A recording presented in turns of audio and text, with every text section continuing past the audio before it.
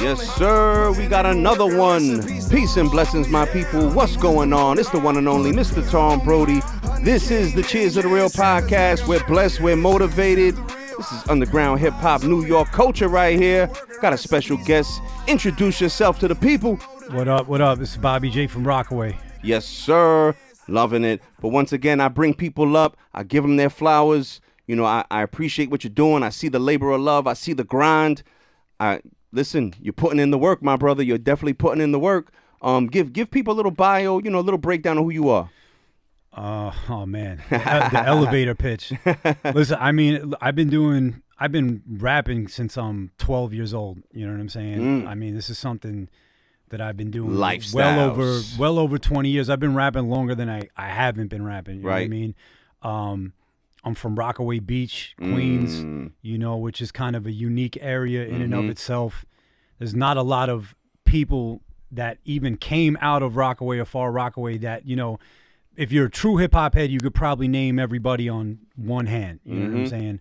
You know, Father MC, MC Search. I didn't even know Father MC. Yeah, I found out there's a couple people I found out that have footprints in Rockaway that I never knew. I never knew Big Cap was from Far Rockaway. I never knew that Shock G had family in Far Rockaway. Say word. Yeah, like for real. You know what I'm saying? So like I've come to learn over the past couple years, like just how deep some of the roots go. You know, it's definitely an iconic New York neighborhood. Right, and it's like we were saying before. You know, it's a special place in and of itself. Like we're Queens, but I think it's kind of by a technicality because there's just no other place really like it in Queens or even really in New York. I agree with you. And I was saying, you know, on behind the camera, I was saying that kind of reminds me of Coney Island in the sense 100%. Of it has that beach bum kind of vibe and aesthetic, and you know, with the haves and have-nots, and it's like real Slumdog Millionaire type shit. It's like my boy Kwame described it pretty accurately. He's like, it's kind of like a Venice Beach on the East Coast.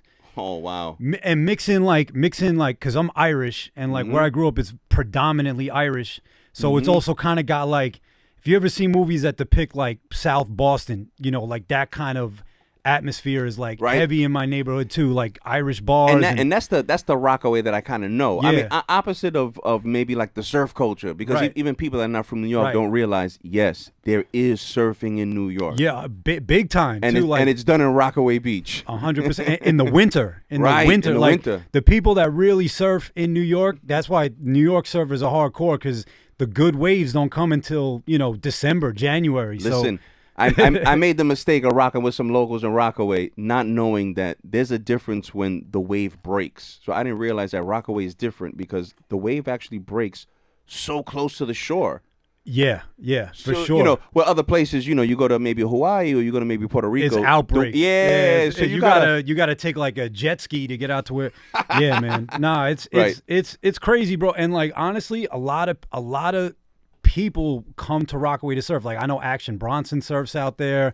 Matty C from The Source is always out there. Like people, like low key, there's just a lot of people that come through the neighborhood and it's kind of one of those places like you could be inconspicuous. Nobody bothers you.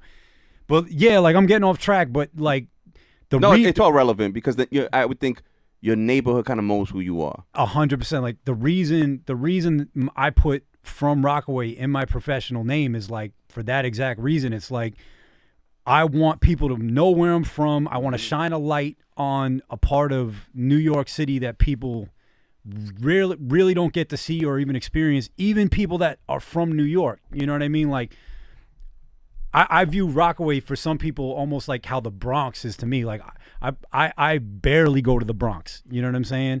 And people barely go to Rockaway. Like it's only recent years. Explain to the listeners, because we're gonna have visual listeners and audio. But explain to the listeners that every neighborhood in New York has like its own aesthetic, so to speak, right? Yeah. And that's kind of what he's saying, is that what makes Rockaway real different is that it has that beach bum thing going on. Yes, you know? 100%. And it's like I said, man. It's like the land of opposites. You have pockets of wealth. You have pockets of poverty. You have what I would call a racial divide, but just more or less like people just live in their own sections. You know what I'm saying? And then it's you're on the beach, and then you turn around, you see the A train, you see high-rise apartments, you see projects, you see you know what I'm saying? Yeah. So it's like it's a very strange.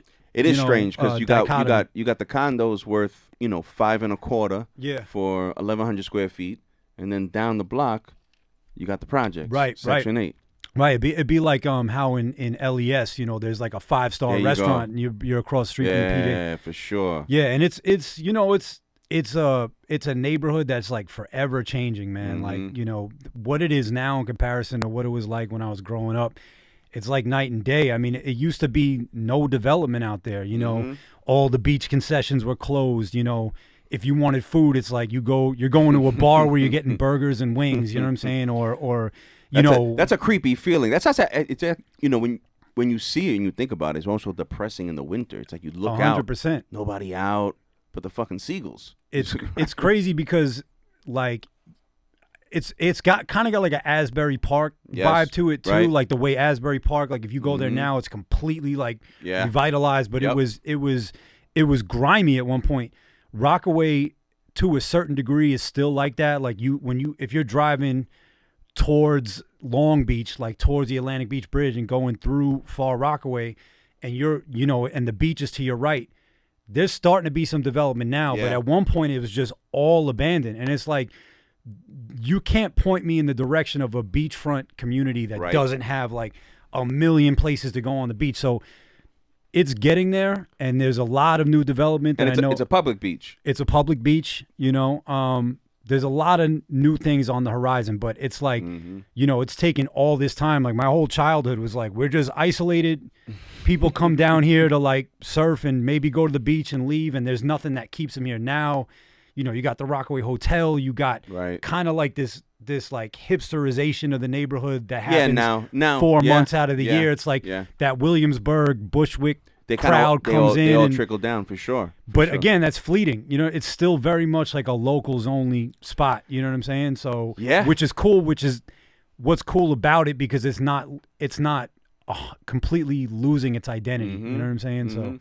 Well, I want to touch base. Going back, we mentioned our childhood, the neighborhood. When we get into artistry and we're becoming an MC, right? And for those that can't see him, we won't acknowledge. But how do we even get into hip hop? Oh man, so listen. I mean, I grew up with music all around me. Whether it was what my mom was playing, what my dad was playing, and everyone kind of listened to their own genres. Like my mom was like heavy into classic rock. Nice. The Eagles is her favorite band, Nice. Doobie Brothers, Steely Dan, Bruce Springsteen, Billy Joel, like that type of stuff. No doubt. My dad was from the Midwest. He's from Detroit, so he liked all of that stuff. But at the same time, like Fleetwood Mac, he was into all of that, plus like more eclectic shit, like the Talking Heads and new wave. Talking Heads are amazing. Motown. Like he brought like the Motown and like funk and disco and like soul music. So dope. I liked what he listened to. And then my big brother Eric, he's 5 years older than me. Oh, you got a big brother. Yeah, he's the one that I have early memories from like 5-6 years old on. He was just watching MTV. I gotta admit, I'll admit.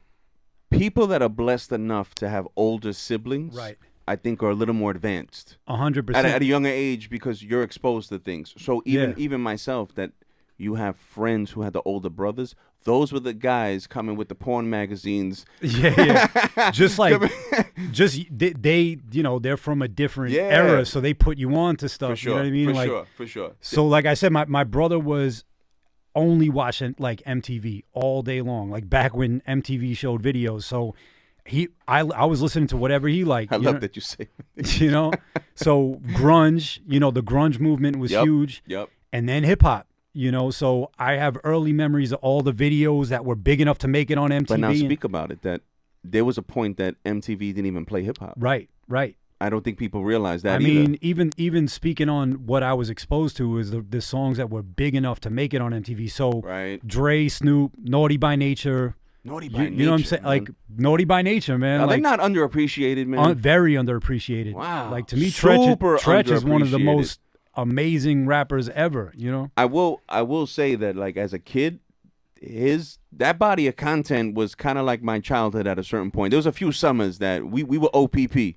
100%, man. Like, we were definitely OPP. I think people forget how big they were too. You know what I mean? Like huge. they were, you know, they were as big as anybody now. You know what I'm saying? So like, for sure. So I just have, those are my earliest hip hop memories, and then towards the mid '90s, my brother's attention completely shifted to hip hop.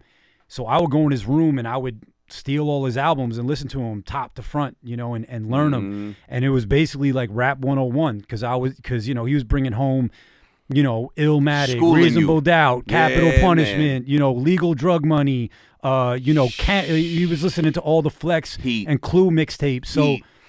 So I just became obsessed with it. And you know, once I heard guys like Pun and Nas and, you know, Eminem and Method Man, like I got obsessed with the technique of putting words together.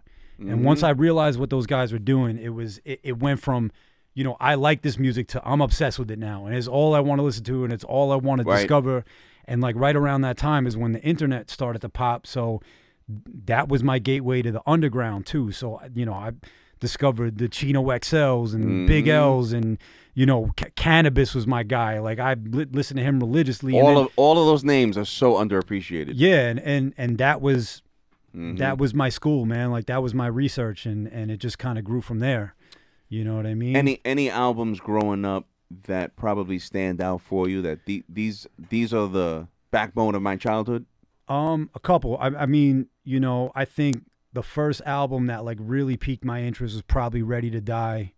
Ready to Die. And because without that, like, I don't think I would have heard the Illmatics and the Reasonable Doubts and, you know, every classic album from the 90s. You know what I mean? The 36 Chambers, you know, Only Built for Cuban, like all that stuff came after that. I'm curious, do you have, because you're more or less in my genre, so I would say, do you, in your opinion, have any particular year that you think is the best year in hip hop?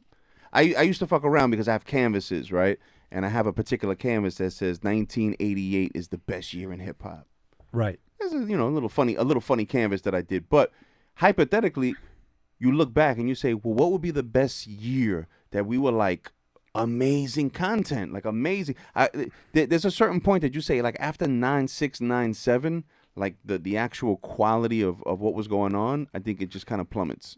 Right. Well, listen, I'm in a certain age bracket, so it's like, so for me, you know, like that mid to late 90s was the era that kind of defined all my taste in hip hop. You know what I mean? So I don't know if I could say it's the best year, but so much. I mean, 9/3 was good. 9/6 but and like, 9/5 but like good. 97 to 99 is like, you know, I'm 12, 13 years old in that time space. Yep. So those albums hit, you know, certain albums from that generation hit for me, like It's Dark and Hell is Hot, Capital Punishment.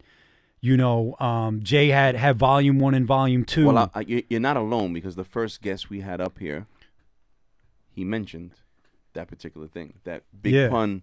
Big Pun, man, like that. I mean, that was like, I don't know. That was a eureka moment for me when I heard that. But listen, I understand, like, somebody a little bit older than me would be like, nah, man, 92 was or 94. But, you know, I wasn't old enough to really, I wasn't outside. Like, I remember those years, and like, you know, it's different when you can actually look back on an album or a song and it puts you at a particular place in time. I agree with you. You know what I'm saying? So like, I can understand and respect people that would say, nah, it's 88, but like, I don't remember when Rakim came out. I'll be honest with you. G-Rap first came out. Even when people tell me, they were like, yo, Brody, what's your top 5? I get like, you melt down. How do I pick a top 5? How do I pick amongst the whole catalog of music in my brain? It's impossible. No, I can't, because there's subcategories within categories, right? Most people are biased. They're going to say their top 5 is really based on a popularity money decision. Yeah. Because if it's really based on skills, as I know it's controversial for people, but like people like Tupac, you're not on my top 5. You know what I mean? Like, it's so subjective, man. And it's like you're not on my. I love Pac to death. Right. Love him to death. But lyrically, you're not on my top. It would almost 5. have to be like, these are my top 5 lyricists. These are my top 5 storytellers. A song, or Tupac's music resonates on like an emotional level with a lot of people. So it's different. It's just different things, man. And also, I could have my personal top 5, but everybody in my top 5 is influenced by pretty much Rakim, Big Daddy Kane, Cool G Rap, for sure, Slick Rick, for sure. And then you could throw anybody like Run DMC, KRS, anyone in that fifth slot's the hardest one. But it's like all my guys are derivative of them. You know what I'm saying? So like, honestly it's a controversial, it's a dumb conversation to have. People in my neighborhood, you know what I mean? Shout out to everybody, Coney Island, shout out to everybody, Bensonhurst, Gravesend, you know what I mean? Listen, you're going to ask me, I'm going to be a straight shooter. But when the younger generation asks me, it's the funniest shit. Yeah. Because I tell them, come on, man, you're looking for a hot topic, a hot debate. I'm going to tell you something that you don't like. Right. Because I always feel like this particular generation, they don't do a good job of digging backwards. Of research, yeah. Right? Whereas if this were jazz. Right. You got to know Miles Davis is. You know what I mean? Like, you hit it on the head. You can't. How would you play a trumpet and not know the legendaries, right? Yeah, 100%. How? It just wouldn't happen. Hip-hop, I think it becomes so replaceable and so, hey, throw it out, recyclable, that we don't really dig and say, bro, what you're doing right now, pay homage to X, Y, and Z. You know what I mean? There's too much of a split between generations with hip-hop. It's like, to some degree, the older generation has to stop being so abrasive and condescending to the new generation. Listen. But the new generation, I mean, I can only speak for myself. Like, once I figured out what I liked and what artists I liked, I was eager to go, back in time and why do people regard Big Daddy Kane this way? Why do people? Why is everyone mentioning this Cool G Rap guy? Like, and then I listen to Cool G Rap and I go, oh, like, Big Pun took what he did and expanded on it. Cool G Rap, you know what I'm saying? Is like, one of the most underappreciated. And he just dropped a new album. And my man Cuss mixed it. Shout out to Cuss. Domingo produced it. Shout out to him. Shout him out, no doubt. Yeah, man. But again, it's a good highlight and a segue to say that is a good example of New York culture not supporting New York culture. Right. I'm a firm believer, which is what the bedrock of this podcast really, and I bring you up because I could see talent. You have talent. I think you're fucking dope. Thanks, you know what I mean? Man. At the end of the day, you are talented, Thank right? you, bro. Even haters are haters, right? So they might put color and intertwine it with other things, right? You can't deny talent. Right. A lot of people could jack. A lot of people could say what they say, but New York does not support New York, man. Yeah, and it's crazy because, again, like we were just talking about top 5, right? Like, you could go outside of New York. Like, when I went down to Miami for school, right? It was very eye-opening for me because not only is there a generational gap, and in New York, New York doesn't support New York music. You go outside of New York and go to other regions, whether it be the Midwest or the South or whatever.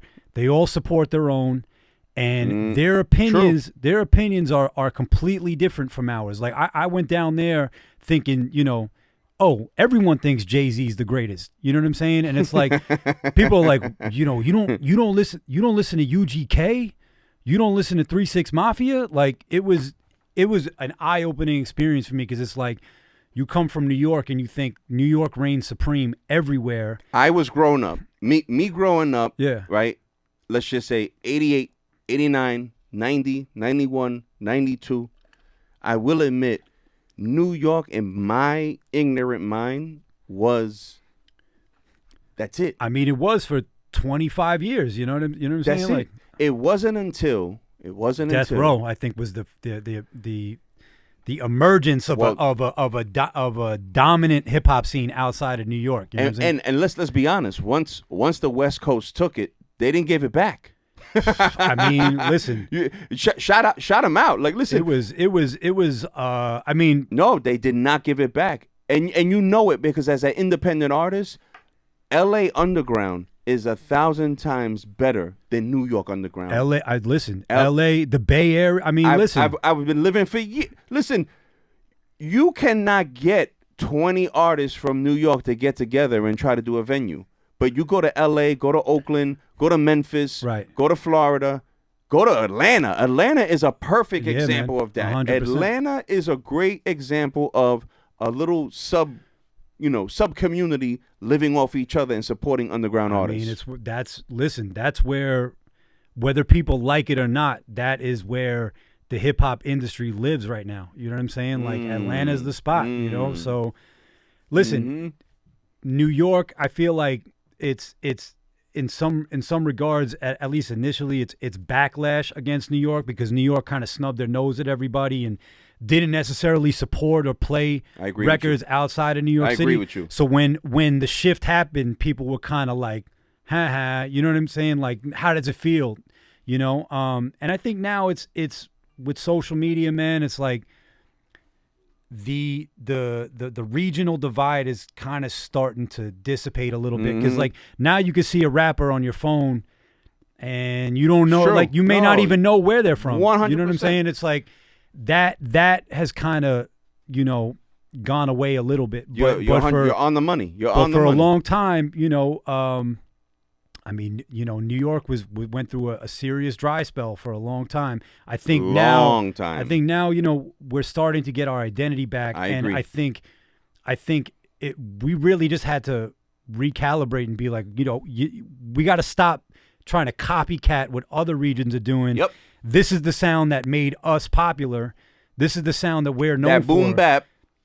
Do that. You know what I'm saying? Like it's corny when I see a New York artist trying to ride somebody else's wave. We got a lot of that, and that, you know, to me, I never appreciated. We got that. a lot of that. We had a little comment on the chat. I just saw it. It was like, yo, your man is nice. I didn't hear of his name, don't know him, but I just checked him now. He got bars. Hey, thank you. I appreciate that. But I wanna, you know, we kind of sidetracked a good conversation, as conversationalists, but I want people to kind of bring it on in and tune in. I wanted to showcase some of your music, a few videos. Sure.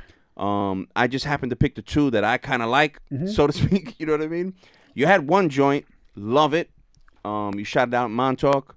Yeah. Bro, I love that joint. I love that joint. What was the inspiration behind that one? So it's funny because the dude who produced that song, his name is Neff, and we actually just put out a single yesterday for a joint album that's coming out in January. So with Neff, he sent me that beat. It was like over lockdown. Like I was working on a lot of music, and he was putting together his first compilation When album. you say lockdown, you say COVID. You know, like just in the crib working on music all the time. It's good. You stay productive. During COVID. Yeah, right? definitely stay productive. And he sent me that beat, and listen, I go out to Montauk a lot in the summertime. You know and what I'm I saying? both, my friend. I like it out Love there. it out there, bro. So when he sent me that beat, it just sounded. Give the people an idea of Montauk. I mean, we got listeners that are not from New York. Give them an idea. It's just, you know, it's listen. It's near the Hamptons. It's not as swanky. I mean, it has swanky elements to it, but you know, just like a beach town out in Long Island, you know, in the Hamptons, Amagansett for sure type of area, and it's just a dope spot, man. It's got a real dope, real vibe laid to back, it. just, you know, good networking also. Right. A lot of networking. There's a lot of like-minded people out there 100%. Popping their bottles, jumping on jet skis, and enjoying the good again, vibes. you know, like a very locals like oriented spot. So listen, when Neff sent me that beat, it just sounded like something that I would play out there. So, you know, the first line kind of came to me and I just went in that direction. And then I put my boy Michael Fire on it because I knew he would kill it. Dope. And we went out to Montauk and shot the video, and that's pretty much it. I peeped it. I was like, oh, man. There was no real, like, you know, when I sit down to write, I don't even know the direction I'm going to go in. It's kind of visually. You mean visually? Right. You Dave, know, pull up that Montauk video. I think you should even explain to artists, because there's going to be a 15-year-old listening to it, right? Who might see you on the visual cast and say, wow, I could like relate to him, right? Yeah.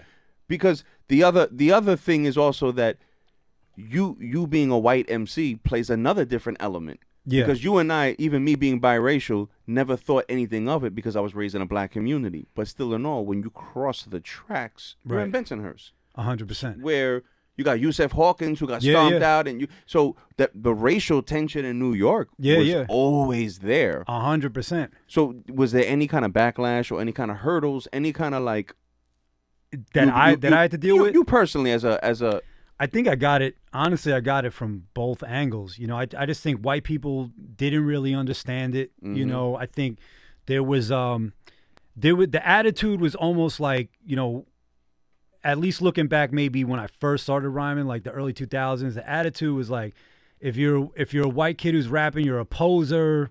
You know, you shouldn't. It's okay if you listen to it, but you shouldn't be making it. You know what I'm saying? Right. Like that was kind of the sentiment I got. And it was kind of the same on both levels. And I think on the flip side, I face a lot of opposition just because I think the gatekeepers and the people who are button pushers. At one point, there was a large influx of white rappers that were starting to come in. Right. And I think when my music would come across people's desks, people would be like, great, another white kid. You know what I'm saying? Like, yeah, but the numbers can't lie. When you see someone like Everlast and House of Pain, if those that don't know, like check the body of work. 100%. Like it's undeniable. You had a whole movement.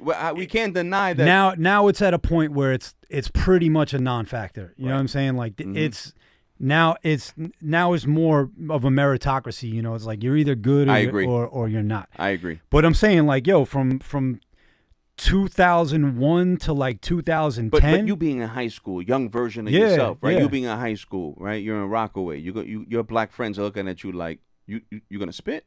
But I would think, are they a motivating factor or are they a denominator where it's like, what are we doing? Like, listen, like I've always, you know, when I speak of like facing opposition, like it was always few and far between. Like I think, you know, even now.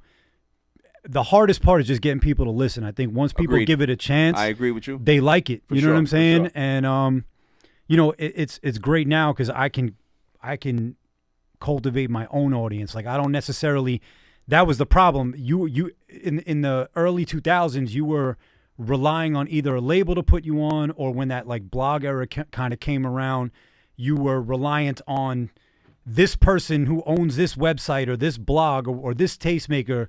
You know, my success is contingent on this person giving me a shot. And like I never really broke through those barriers, but now it's like I don't need them. You know what I'm saying? Like I'm going directly to the source. I put my shit out and it's as it should be. It's independent, it's direct to go. the fans. You know what I'm saying? And people either like it or they don't. Would you for younger kids who are listening, who are younger than us that are coming up, would you recommend to them stay independent, or in your brain is going with the conglomerate the better picture? I only know independent. You Amen. know what I mean? Like Amen. that's the only path I've ever really walked. You know, I mean, I've come close in the past. I've been independent my whole life. Man. It's the way to go. But at this point, for me, it's just like I have the artistic freedom to do what I want. You know, I get to work with the people I want to work with. Right. I don't have anybody micromanaging me or telling me what to do. The American dream. It's the American dream, my That's friend. it, man. Like I do this because it's fun. Period. Thank like, you. That's why I do this. I do it because it's fun. Party people. If it wasn't fun, I wouldn't do it. Trust me. Party Trust people. me. He just hit it on the head. And again, you got to have the labor. You got to have the love. You got to have the passion. But if it's not fun, I mean, even if you're making money, even if you were making massive money, it becomes a point that it's a burden. Because money 100%. Money within itself, I'll be honest with you, money when you don't have it sounds great, but there's a certain amount of responsibility, which is why we have the slang, right? Heavy is the crown of the king. Right. Yeah. The amount of responsibility it takes to have a 5-bedroom house and hold a mortgage, that's a headache. Listen, right? Having the all-American family and the beautiful house. Sometimes the things you think you want, when you get it, it's not, you know. There you go. Listen, it's if I didn't love it and I wasn't passionate about it, I wouldn't do it because it's a very taxing. Listen, to be if someone was to come up to me and say, "Yo, I want to be a rapper," I'd be like, "Are you sure that you want to do? Are you positive this is what you want to do?" Because you're putting yourself out there. Like I feel man. I feel like any artist, I gotta respect it, even if I don't like the music. Is anybody who has the balls to put themselves out there, because you're risking public embarrassment. You got to deal with people hating on you for no reason. Well, I will ask you. So the first project that you physically put out, that you say, I have enough balls, I'm confident enough, right? I put it out. You're doing it independently, correct? Right. Yeah. Where did you get the beats from? Okay, so the first official album I put out, it was in 2019. It's an album called Summer Classics, which is kind of a flip on the basketball summer. Which is it's a first official album. First official. But you put music out before. I had music out before. It's a long story. We can go down that road, but let's just for this conversation's purposes. 2019, I put out an album called Summer Classics. Kwame did like 80% of the production on that. Dope. I've known Kwame since I'm 13. You know what I'm saying? He's pretty much the guy that put me in the game. He's the first producer I ever worked with, first professional studio I ever worked in. He developed me as an artist. So, dope. He did like 80% of that project. We had Jake One did a beat. My boy DJ Wonder did a beat. At a couple solid production, my brother. Neff did a joint. Solid production. We got who's on there? We had Killer Priest on a joint. Ooh. Static did 2 joints. You got solid dudes, bro. My boy Michael Fire was on there. Solid. Little Fame from MOP. Shout him out. Yeah, good man. people, man. That's good people. So listen, and this was it took me a very long time to get to that point. So these were relationships that were being built up over years and years and years and years and years. That's the hardest part as an artist. So yeah, like out the gate, I had a very stacked first album, and then the second project I did was an EP with Static Selector. That's called Endless Summer. Dope. He's busy. Oh, shout out my peoples, man. I mean, he just did a whole album with he just did a whole album with Bun B on live stream. And we did that project, and Neff actually did 2 bonus joints on that album. That project is just me, no features. Yeah, then man. I did a side project with a drummer by the name of Daru Jones, who is he's Jack White's drummer. Percussionist, dope. Yeah, fresh. It's called One Mic and One Drum. It's out now on Fat Beats, and it's literally him playing break beats on the drums and me just rapping over it. Fresh. Love it. And it's kind of it's an experimental project, bro, but you could take that to the boardwalk and rock out. It's something that like I'm super proud of, because I just don't, so much hip hop is sounding overproduced, and agreed. We did something completely stripped down, what I'm saying? Agreed. And then after that, my most recent album that I've just put out is a collaboration project with an artist named Hush out of Detroit, and he's a producer as well. Shout out Hush. And it's called 7182313, and it's basically it's like a New York meets Detroit collaboration album. I mean, I can't even list all the people. Production sound like with that?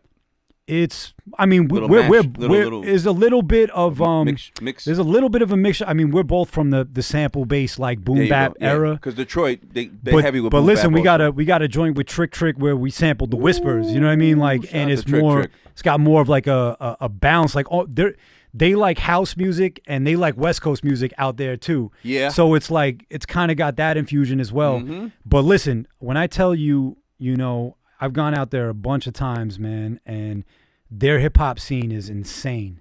The amount of people that are just super nasty is incredible, and they all work in the same ecosystem. That's goes back to that key word. I had my people GMS. GMS. He was up here, and we say ecosystem because this is what underground hip hop is supposed to be. Yeah, dude. I support you. You support me. We bring in a mutual producer. We support him. We put and New York lacks that. But again, I want to bring it back in to 360. I want to showcase this video.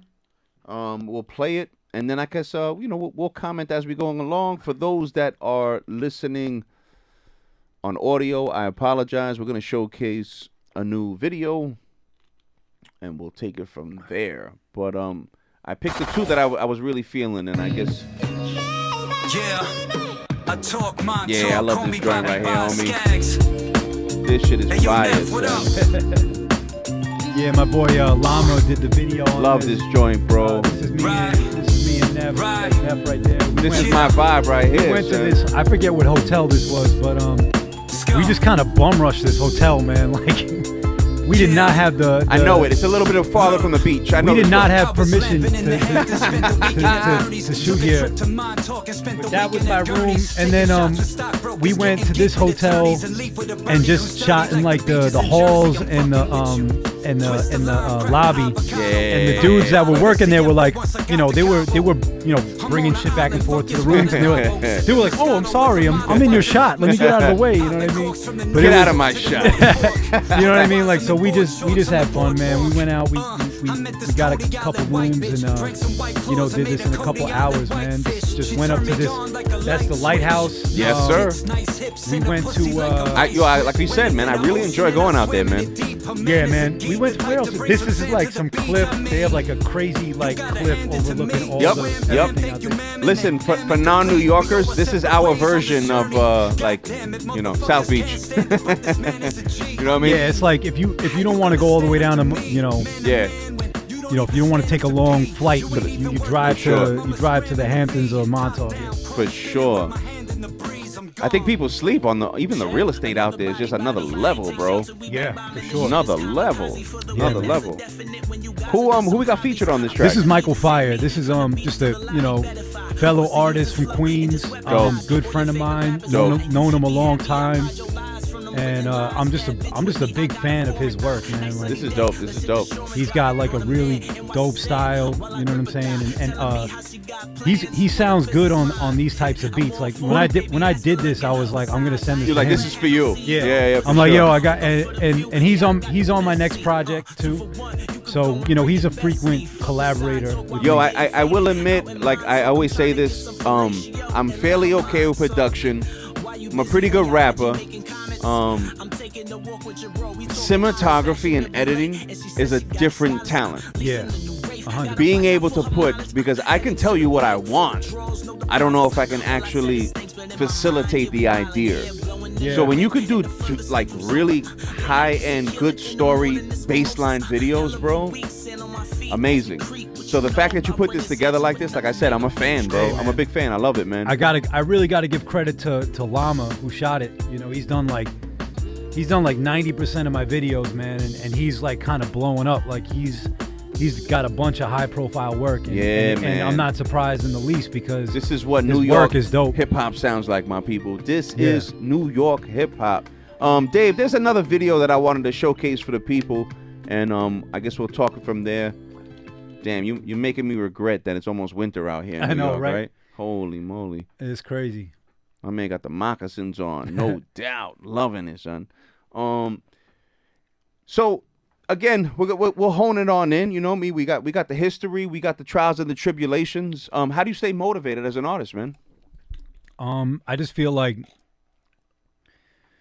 if you're not moving forward, you're gonna die in this day and age. It's like I feel like I gotta have a project every 6 months. You know what I'm saying? Like people they have no attention span anymore. You know, wow. a single, it's true. A single might last a couple days, an album a week. Mm-hmm. You know, you have to keep putting stuff out. Unfortunately, it's true. It's not like where, I guess it depends like on what your status is. Like a guy like J. Cole or Kendrick can fall back and drop something every 3 or 4 years, but for me, it's like if you don't keep the people entertained and you're not consistent, you know, you'll grow stale. Yeah, for sure. Yeah, Dave, let's pull that one joint up. What else are we working on in the future? Like, what we got going on? Well, I got the project with Neff about to come out in January. Like I said, we just put out the first single, and that's called From the Jump. It features J57. And yeah, man, like we got an album. It's called Radio Days, which is based on the Woody Allen movie, which is actually shot in Rockaway Beach. Wow. And yeah, man, like that's the next project on deck. That's dope. That is totally dope. Yeah. Yep. So you want to tell the people about this particular video? Yeah, this is, me and MC Search. Search being a Rockaway native, this was really cool. I think a lot of people probably don't know that about him either. Yeah, man. And it's a marriage of far Rockaway, Rockaway Beach, old school, new school, man. It's Listen, Search, again, another very underappreciated individual. Yeah. He put the work in, has a great history. Needs to be acknowledged, man. Yeah, bro. He came off right here, man. Yeah, he did his thing. He did his thing, yo. Shout him out, man. Yo, Cheerz are the real. So you left on the curb like the kids saying bad words. You want fucking time out. Let me get my rhymes out. I'm in red for got a Clips in there too. Clips, Hush, no doubt. Keen Streets, he's a up and coming rapper from Fall Rock. He signed to Jim Jones. My man Mikhail did that surfboard in the back with the Fall Rock on it. Nice. All the clothes in the video are Fall Rock Shop. All the guys that were with us on the roof, they own Fall Rock Shop, the label. Nice. So that was important to me, man. Like I want to showcase local brands and local businesses. I credit you for that.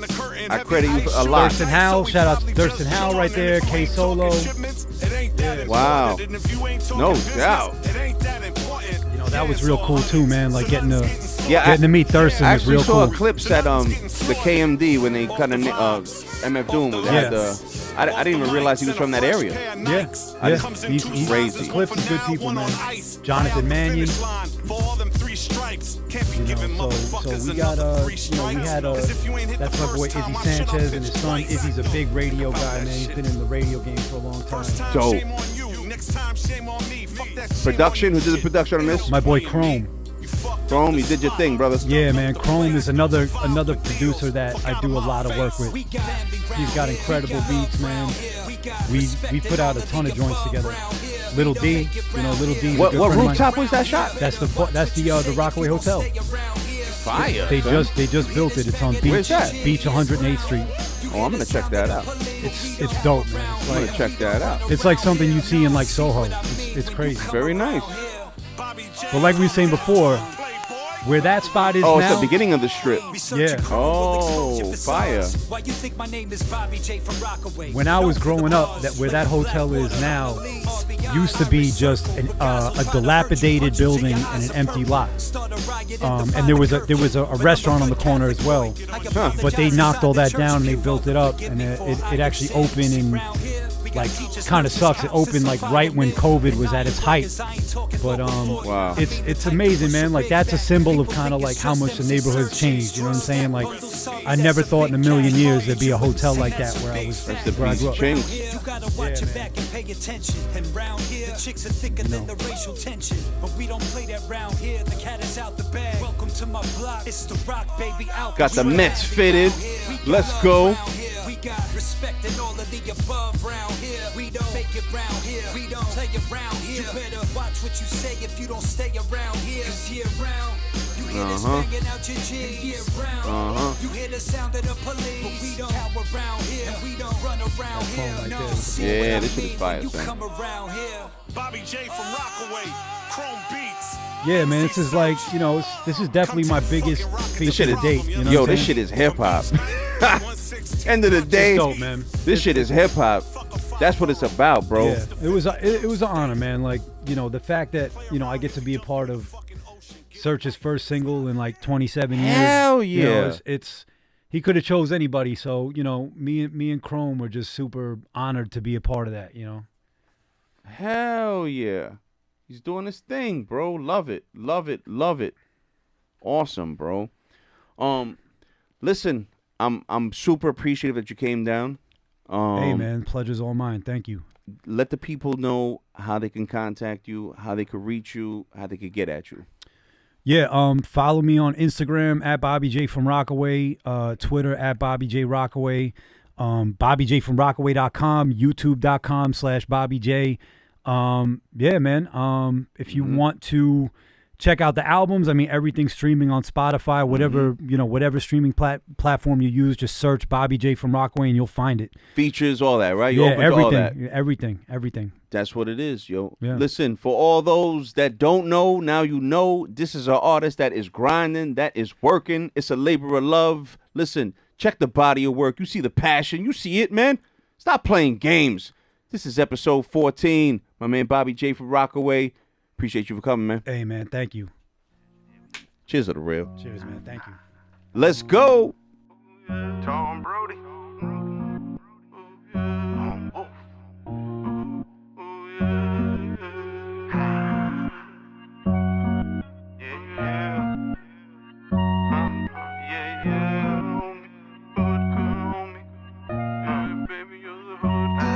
Screaming, cheers to the real.